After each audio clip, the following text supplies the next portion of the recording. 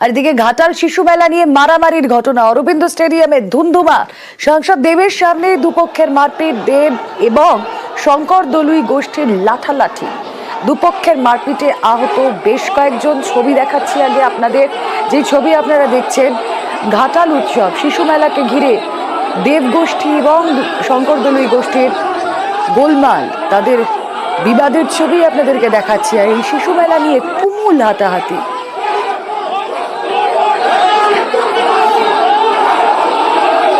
এবং এই হাতাহাতিতে জখম হয়েছেন বেশ কয়েকজন। ইতিমধ্যে ঘাটাল মহকুমা হাসপাতালে সাংসদ দেব তিনিও গিয়েছেন তাদের সঙ্গে দেখা করতে।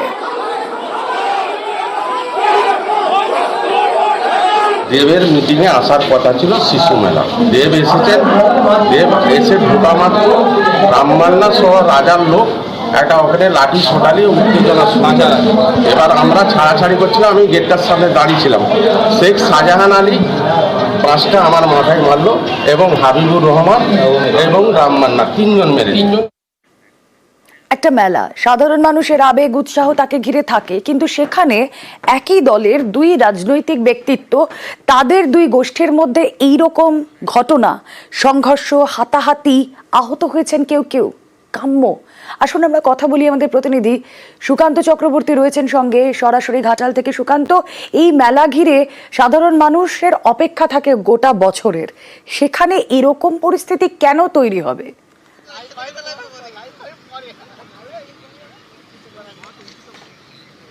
একদমই দেখো রুমেলা, সেই প্রশ্নই করছে কিন্তু ঘাটালবাসী। কারণ ঘাটালবাসী পুরো একটি বছর তারা কিন্তু অপেক্ষায় থাকে ঘাটাল উৎসব শিশু মেলার জন্য। যেই মেলাটি ঘাটাল অরবিন্দ স্টেডিয়াম মাঠে অনুষ্ঠিত হয় এবং প্রায় কোটি টাকার উপরে খরচে এই মেলা হয়, যে মেলাটি পশ্চিম মেদিনীপুর জেলার অন্যতম মেলায় পরিণত হয়েছে। আর সেই মেলা নিয়ে কিন্তু আজকে একটা গণ্ডগোল শুধু বলা যাবে না, হাতাহাতি, লাঠালাঠি, মাথা ফাটলো, মানে এক কথায় একটা অপ্রীতিকর পরিস্থিতি তৈরি হলো। এবং কার সামনে না, ঘাটালের সাংসদ দীপক অধিকারীর সামনে।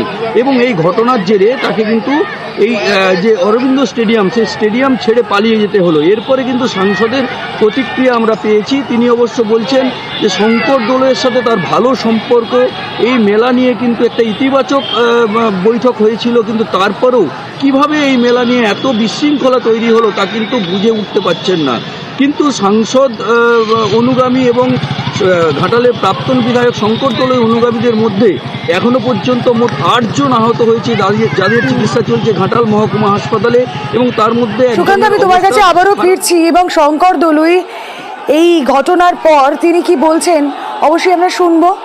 তার পাশাপাশি সাংসদ দেব কিছুক্ষণ আগে আপনাদেরকে বক্তব্য শোনাচ্ছিলাম, তিনি বলছেন এই গোটা ঘটনায় তিনি খুবই শকড। বক্তব্য ব্যাক টু ব্যাক। আজকের যে গোলমালের নায়ক যদি কেউ হতে হয় সেটা রামপদ মান্না ও রাজনৈতিক ব্যক্তি। আমাদের দলের নামকে যে এই মুহূর্তে খারাপ করছে, রাজা যার নাম হাবিবুর রহমান, তিনি নিজে, আমি চোখে যেটা দেখেছি, তিনি নিজে বড় ডাং লাঠি এনে তিনি ডাংলিয়ে মারধর করেছেন। আমি মনে করি 2 গাড়ি ডাং সঙ্গে করে এনেছে বর্ধা থেকে। এই দাঙ্গার বা লড়াইয়ের মূল নায়ক হচ্ছে রামের ইঙ্গিতে রাজার কীর্তিকলাপ, তার টিমের কীর্তিকলাপ, পূর্ব পরিকল্পিত। আজকে যা ঘটেছে ডেফিনেটলি আমরা সবাই একটু শক। মেলা হবে, কারণ এইটা রাজনৈতিক মেলা নয়, একটা গোষ্ঠীর ঝামেলার জন্য একটা ইভেন্ট যেখানে সবাই আসে এনজয় করতে চায়। Of course we have to reconstruct the whole thing. শান্তিপ্রিয় ভাবে আবার কিভাবে মেলাটা হয়, ঘাটালের চরিত্র এটা নয়। ঘাটালের চরিত্র হচ্ছে খুব শান্তিপ্রিয় একটা জায়গা, শিক্ষিত মানুষরা থাকে। দেখুন, একটা সিচুয়েশন কি মুহূর্তের মধ্যে বদলে গেল। আমরা দেখছিলাম যখন এই অরবিন্দ ভবনের বাইরে ছিলেন সাংসদ দীপক অধিকারী, দেব, এবং আমরা যখন দেখলাম শঙ্কর দলুই তিনিও রয়েছেন সঙ্গে, তারা ঢুকছেন, তারা প্রবেশ করছেন, আর ঠিক মুহূর্তের মধ্যে ছবিটা একেবারে পাল্টে গেল। ঘাটালের এই উৎসব ঘিরে মানুষের উন্মাদনা, সেটা এই উত্তেজনায় দুই গোষ্ঠীর পরিণত হবে, এটা সত্যি তো কাঙ্ক্ষিত নয়। আমরা কথা বলবো, আমাদের প্রতিনিধি সুকান্ত চক্রবর্তী রয়েছেন সঙ্গে। সুকান্ত, দুজনের বক্তব্যই আমরা শোনালাম। শঙ্কর দলুই তিনিও তার মতো করে ব্যাখ্যা করলেন, দেব বলছেন আমরা শকড। আসলে এর ফলে যেটা তৈরি হয় তা হলো একটা দল যার মধ্যে কোনো দ্বন্দ্ব থাকার কথা নয়, সেটা যখন সামনে চলে আসে তখন সাধারণ মানুষের মধ্যেও তার একটা ইম্প্যাক্ট গিয়ে পড়ে।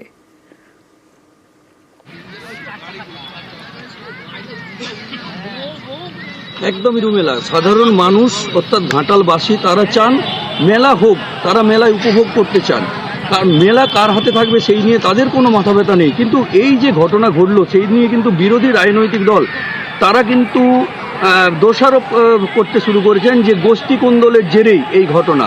আর প্রকৃত ঘটনা এক কথায় যে মেলা কার হাতে থাকবে, ঘাটাল উৎসব ও শিশু মেলা, এই শিশু মেলার দায়িত্বভার থাকবে কার, সাংসদ গোষ্ঠীর কাছে না ঘাটালের প্রাক্তন বিধায়ক শঙ্কর দোলয়ের হাতে, এই নিয়ে কিন্তু মূলত গন্ডগোল।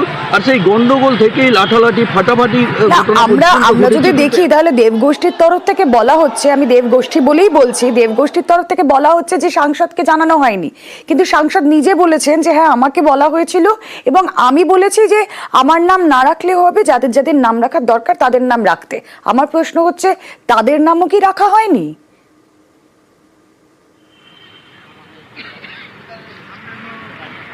দেখো রুমেলা, কিছুদিন আগেই ঘাটালের প্রাক্তন বিধায়ক শঙ্কর দোলই যে শিশু মেলার কমিটি গঠন করেছিলেন, সেই কমিটিতে কিন্তু সাংসদ দীপক অধিকারীর যেমন নাম ছিল না, অপরদিকে ঘাটালের মহকুমা শাসক সুমন বিশ্বাসেরও নাম বাদ গিয়েছিল। আর ঘাটালের যে সাংসদ প্রতিনিধি রামপদ মান্না এবং তার অনুগামী যারা আছেন তাদের কারোরই নাম ছিল না। এই নিয়ে কিন্তু মূলত ক্ষোভ এবং সেই ক্ষোভের বহিঃপ্রকাশ একটা ছিলই ঘাটালের মানুষের মধ্যে, অর্থাৎ সাংসদ যে ঘনিষ্ঠ মহল তাদের মধ্যে।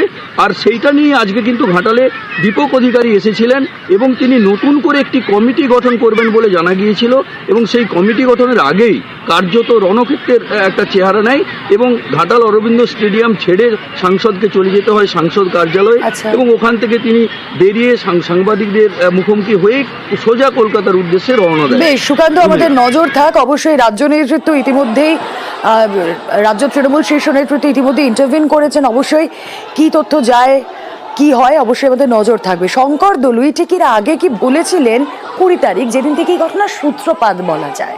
আসুন শুনি। 2025-এর মেলা কমিটি যথারীতি তৈরি হয়েছে এবং 2025-এর মেলা যথারীতি আগামী 16 থেকে 25 তারিখ পর্যন্ত যেভাবে চলে সেভাবেই চলবে। যেহেতু এই মেলাটা সরকারিভাবে কোনো মেলা নয়, আজকে হয়তো উনি আছেন, অন্য কেউ আসবেন, ধারাবাহিকভাবে এই পদ মানে মানুষ চেঞ্জ হবে, চেয়ারটা একই থাকবে। তাই আমরা চেয়েছি ঘাটালের কোনো বিশিষ্ট নাগরিক, তাই সেই রকম একজন মানুষকে আমরা বেছে নিয়েছি এই মেলা কমিটির সভাপতি হিসাবে। সংসদ নেই এটা ভুল কথা, কাজেই এ নিয়ে আমার মনে হয় কোথাও কোনো ভুল বোঝাবুঝি নেই। এটা কেউ বা কারা তারা এটাকে ভুল তৈরি করার চেষ্টা করছে। এবং আজকে শঙ্কর দলুই ঠিক কি বলেছেন এই কমিটিতে নাম থাকা বা না থাকা এই বিষয়ে অবশ্যই শঙ্কর দলুইয়ের বক্তব্য তো শুনবো। এবং সাংসদ দেব তিনি বলছেন যে আমার নাম না রাখলেও হতো, আমি এমনই বলেছিলাম, কিন্তু যাদের নাম রাখার দরকার ছিল তাদের নামটাই আমি রাখতে বলেছিলাম। দুটো বক্তব্যই একবার শুনুন। মেনলি শিশু মেলার কার হাতে থাকবে এটা নিয়ে কি না, আমার মনে হয় এই জিনিসে কোনো গোলমাল নয়। কেউ বা কারা পরিকল্পিতভাবে মেলার নাম ভাঙিয়ে এই মেলাকে কলঙ্কিত করার জন্যে কেউ বা কারা এটা ঘটিয়েছে। 21 তারিখ আপনি কমিটি গঠন করেছিলেন, সেখানে সেই কমিটিতে কি দেবের অনুগামীরা ছিলেন? এই মেলার সঙ্গে যারা দীর্ঘদিনের যুক্ত তাদের সবার কাছে আহ্বান করা হয়েছিল, তাতে কেউ আসতে পেরেছেন, কেউ দু একজন আসতে পারেননি, যারা আসতে পারেনি তাদেরকেও ইনক্লুড করে নেওয়া হবে। আগের যে কমিটি গঠন তাতে কি দেবের অনুমতি ছিল? আগের কমিটি গঠনও দেবের অনুমতি ছিল, এবারের কমিটি গঠনও দেবের অনুমতি ছিল এবং কথা বলেই কমিটি করা হয়েছিল। আমি এখনো থাকতে চাই না। আমি আবার বলছি মেলাটা হোক। মিটিং এ যখন ডাক করেছিল আমাকে ডাকা হয়নি বা আমাকে জানানো হয়নি। যখন এই দ্বন্দ্বগুলো চলছিল আমি শঙ্করদাকে যেদিন হওয়ার কথা ছিল তার রাত আগে ফোন করি, আমি বলি কে সবাইকে নিয়ে মিটিংটা করো, আমাকে দরকার নেই। আমি সত্যি এটা বলেছি, আমাকে দরকার নেই। বাকি যারা মেলার মধ্যে আগে ছিল, কমিটির মধ্যে আগে ছিল, তাদেরকে নিয়ে মেলা না করো। পলিটিক্যাল মেলা নয়, এটা কারোর একার মেলা নয়, এটা ঘাটালের মানুষের মেলা। এবং আমি শঙ্করবাবুকে বলি কোনো ঝামেলা যদি হয় এটা তোমার দায়িত্ব। দুজনকেই তারা রাজি হয়েছিল কি না এইটা ঠিক আছে, এই লিস্টটা এইভাবে হলে ভালো হয়। খুব ভালোভাবে আমরা মিটিংটা শেষ করেছি এবং আমাদের ইনফ্যাক্ট জয়েন্টলি প্রেস কনফারেন্স করার কথা ছিল। যাওয়ার পরে পরিস্থিতি যেভাবে হলো আমি দুঃখিত এটার জন্য, এই ঘটনা ঘটে যাওয়ার জন্য, কিন্তু কথা দিচ্ছি এরকম ঘটনা আর হবে না।